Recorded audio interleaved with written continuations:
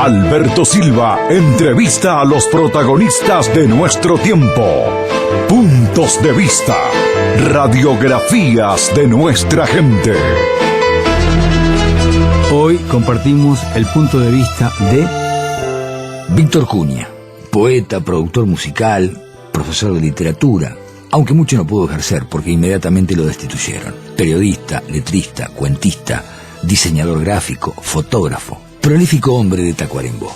Fue director de la Sala Citarrosa, fue cronista de la revista Juambia, de La Semana del diario El Día, del suplemento cultural del diario La Hora, integró el consejo editor de la revista Nueva Viola, revista especializada en música popular, fue crítico literario en la revista La Plaza y miembro además del consejo editor de la revista Canto Popular en su primera época en el año 1983. Ahora hay como una carrera de gestor, hay como un título de gestor.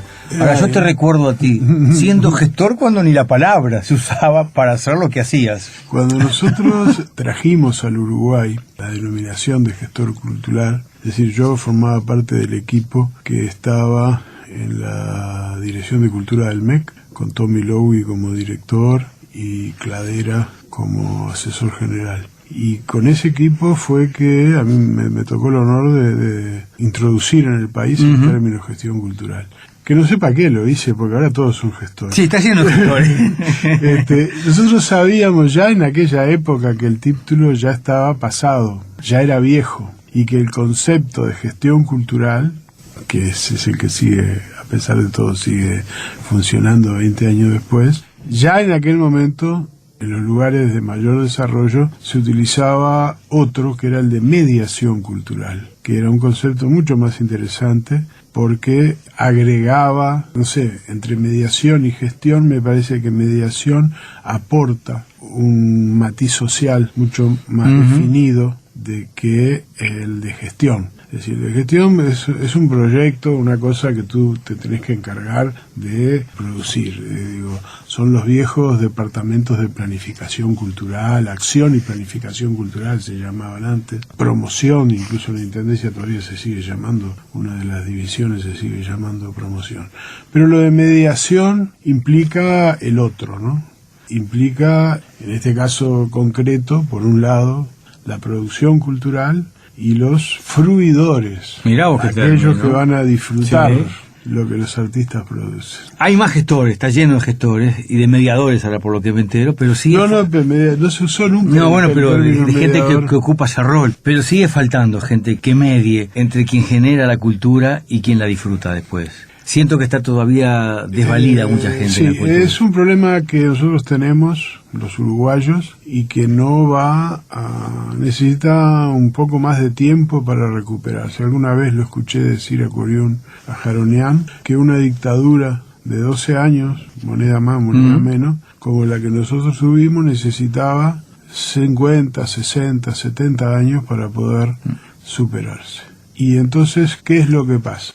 Pasa de que hay en este momento un fuerte contingente de personas, de muchachos, algunos ya son grandes, que tienen las respuestas inmediatas a una pila de situaciones que se plantean, pero no tienen el panorama general, que es lo que hasta mi generación, que somos predictadura, sí teníamos. Es decir, llama la atención cuando encontrás a alguien que tiene una formación renacentista, podríamos decir, es decir, global, sí. que vos tenés de repente una actividad central, como en mi caso, que era la poesía y la música en lo artístico y en lo de gestión, pero que si me tocaba hacer periodismo, por ejemplo, y escribir sobre televisión o teatro o novela, yo tenía las herramientas como para poder, es decir, la gente de mi generación tenía las herramientas como para poder aventurarse a desarrollar una carrera en otro lado.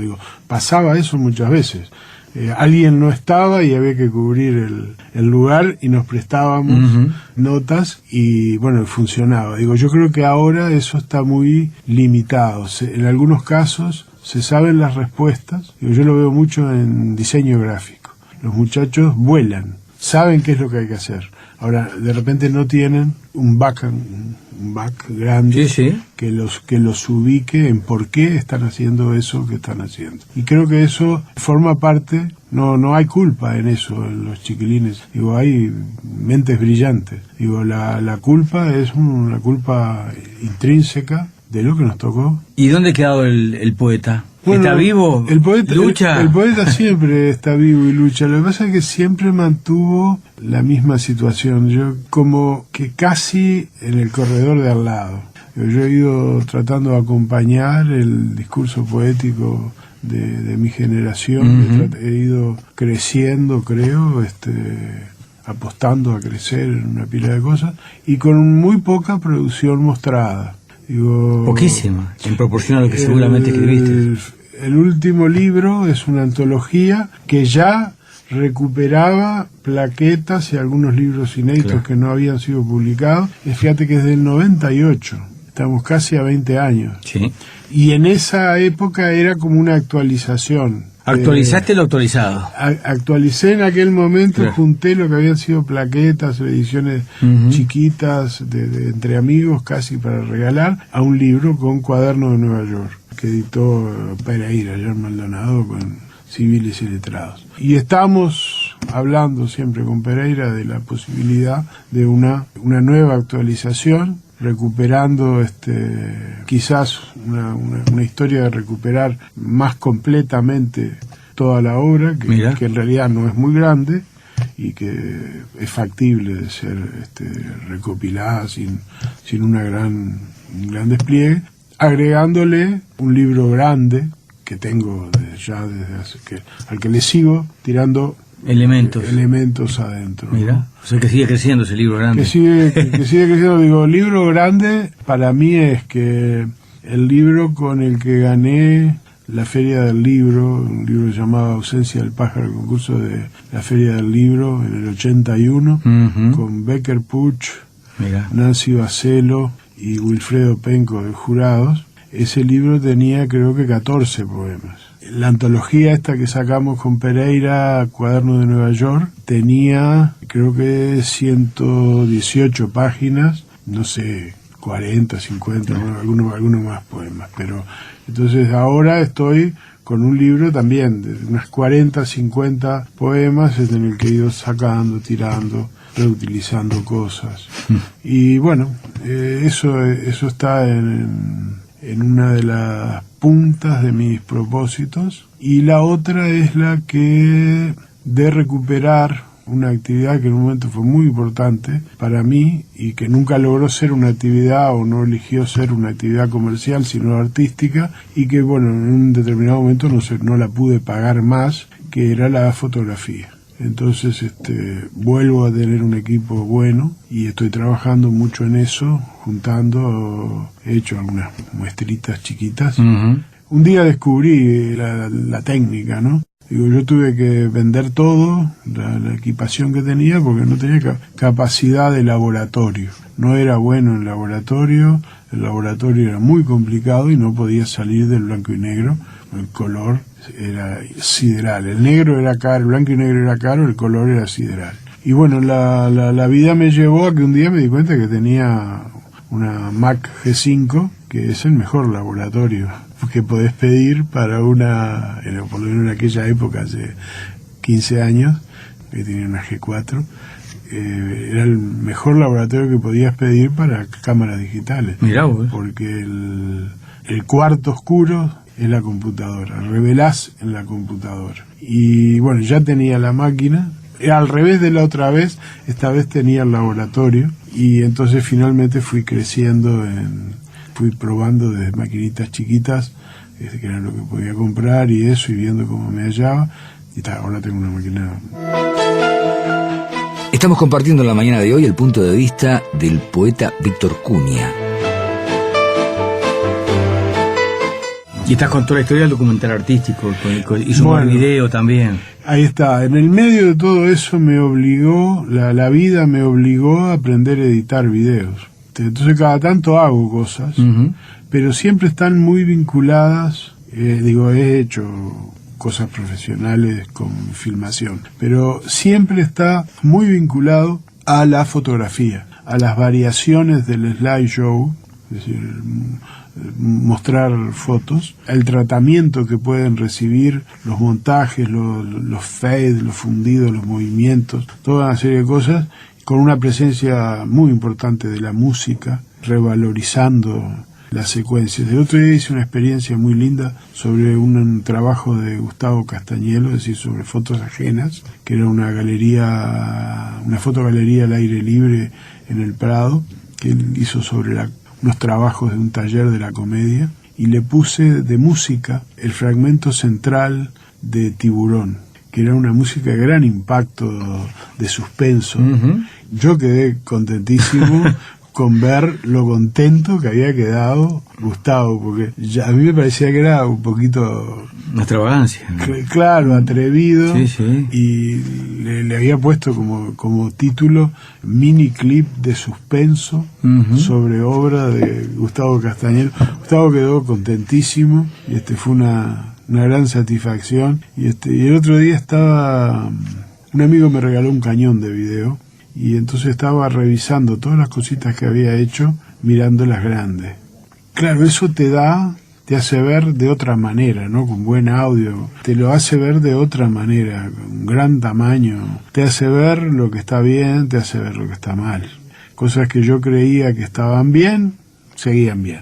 Algunas cosas que yo había sido más generoso y las había aceptado, no estaban tan bien, o tenían sus momentos de debilidad, digo, porque te pones como en un cine, hay como cuando imprimís el poema, ya no es la hojita, es el libro, y ahí es donde canta de verdad. El tamaño del video te está diciendo esto va bien, esto va mal. Y también tuve la otra sorpresa agradabilísima de que cosas menores, divertimentos, pasados con un audio que siempre es mejor que la imagen a veces. Epa, mirá, esto que era tan experimental o tan porque era lo que había, resulta que lo ves en una pantalla grande y se sostiene. En la medida de lo posible y de las capacidades, sigo tratando de mantener eso que tantos años atrás Benavides nos diera como su adelanto de herencia, por ejemplo hace 50 años atrás, nos diera como adelanto de herencia, la mejor de todas sin duda, que era que nada de lo artístico nos debía ser ajeno. Esa conjunción de nada a lo artístico nos debía ser ajeno, yo la sentí en la sala Citarrosa, que tú estuviste durante un largo tiempo al frente de la misma, desde la edificación misma, desde un predio tan valioso que estaba tugurizado, cómo le metieron la mejor tecnología. Sí, ahí está la mano de un socio de aquellas épocas, que bueno, que ahí nos tuvimos que separar por la propia tarea diferente que... Nosotros teníamos una productora con Gerardo Grieco, que se llamaba Sansueño, y que atendíamos básicamente a Darnoyans y después toda una parte internacional. Cuando Gerardo es designado como director de promoción, el Rex era una cosa a la que ya hacía mucho tiempo que le habíamos echado el ojo, en esa cosa casi utópica de recuperar cosas, ¿no? De que uno piensa cosas por la duda. Y estando él en funciones, me llama un día de mañana, los primeros días, y me dice, venite que vamos a entrar al Rex. Entonces entramos al Rex con Héctor Manuel Vidal, Federico García Vigil, él y yo. Entramos por la calle Julio Herrera, porque no se podía entrar, porque había sido una feria, estaba tapiado, te había que entrar por un primer piso y después entrar. Bueno, y vimos el desastre, lo que quedaba de todo eso. Y eso tuvo su deriva, durante mucho tiempo no se pudo trabajar, al final lo consiguió sacar, y después terminamos, por esos avatares de la vida, concursando los dos para el cargo, empatamos para el cargo, y cuando a él le ofrecen la dirección del proyecto para terminar el Teatro Solís, que no la dirección del Solís en ese momento, porque no existía, por prelación del concurso, yo tomo la sala. Encuentro la sala con muchísimas cosas solucionadas y con la posibilidad que daba eso de dedicarse a la lima fina, a ver los detallecitos de la cosa. Yo creo que la lima gruesa fue el armado general de la sala, fue lo que Gerardo hizo, y me la dejó como en bandeja para que le pudiéramos profundizar en muchísimos aspectos.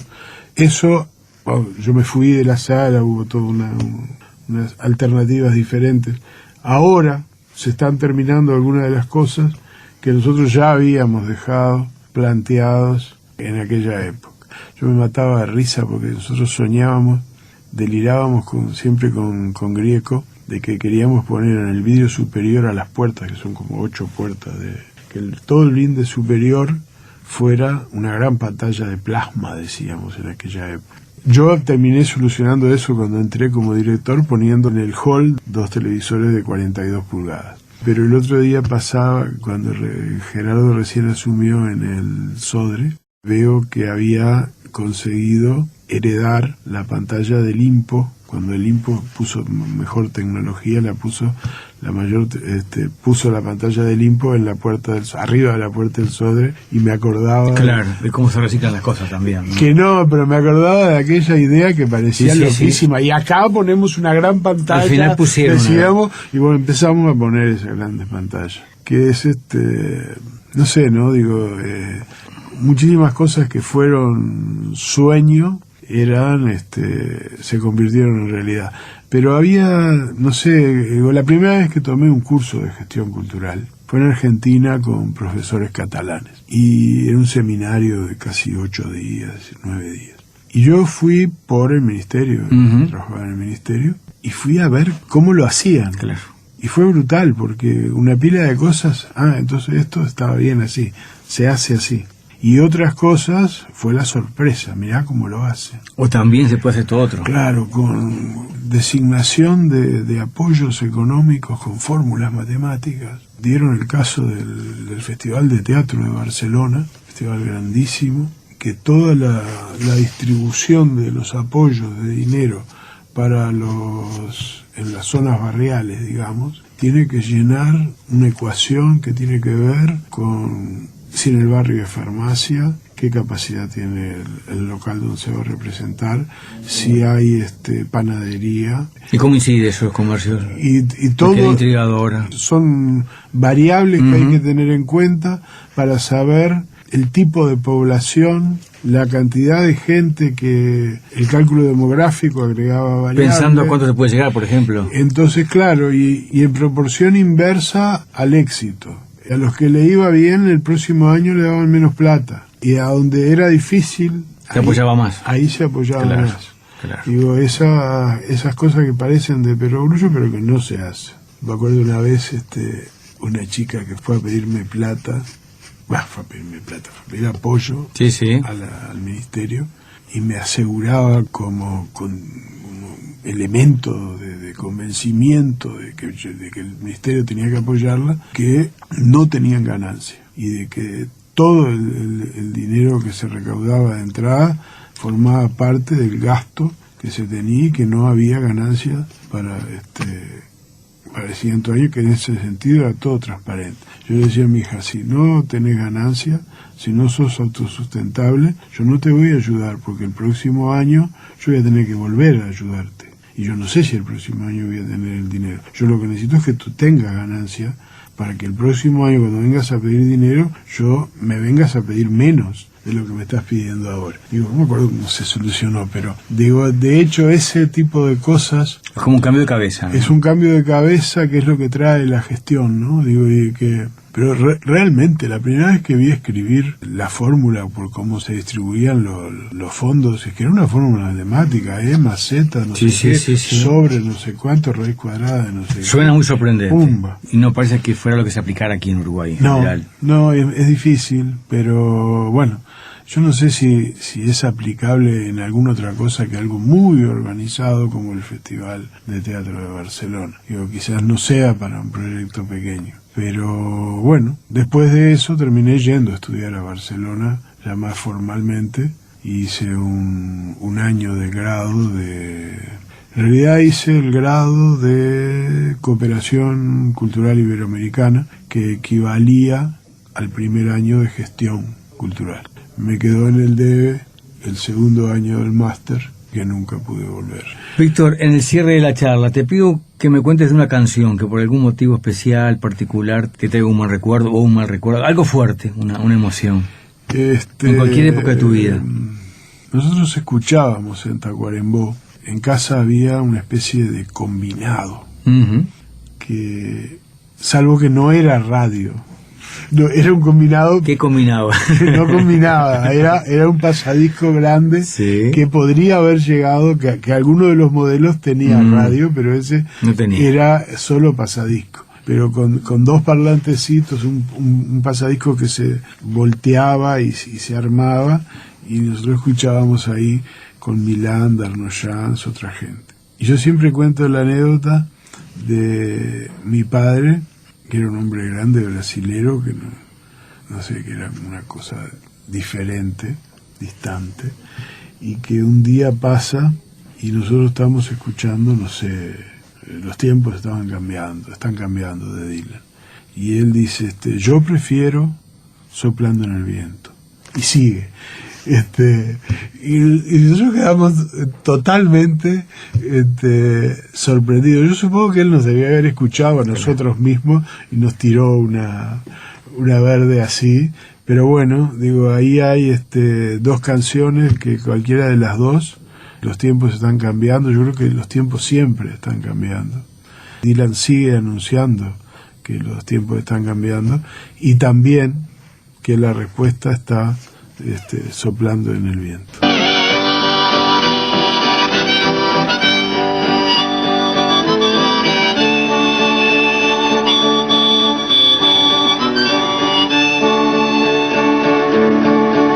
Come gather round, people, wherever you roam, and admit that the waters around you have grown, and accept it that soon you'll be drenched to the bone.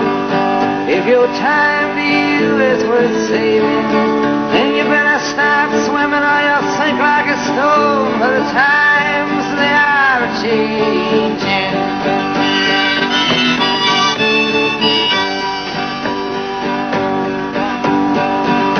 I'm writers and critics, you prophesize with your pen, and keep your eyes wide, the chance won't come again. And don't speak too soon, for the wheel's still in spin, and there's no telling who that it's naming.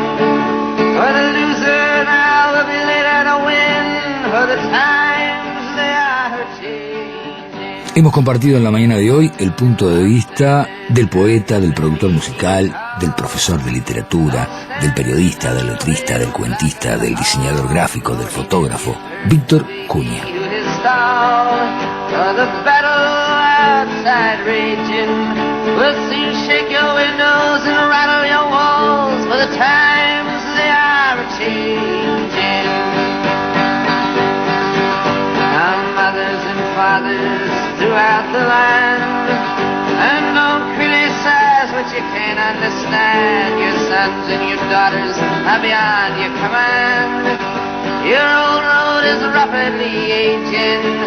Please get out of the new one if you can't lend your hand, for the times they are changing. The line it is drawn and the curse it is cast. The slowest one now will later be fast, as the present now will later be past. The order is rapidly fading, and the first one now will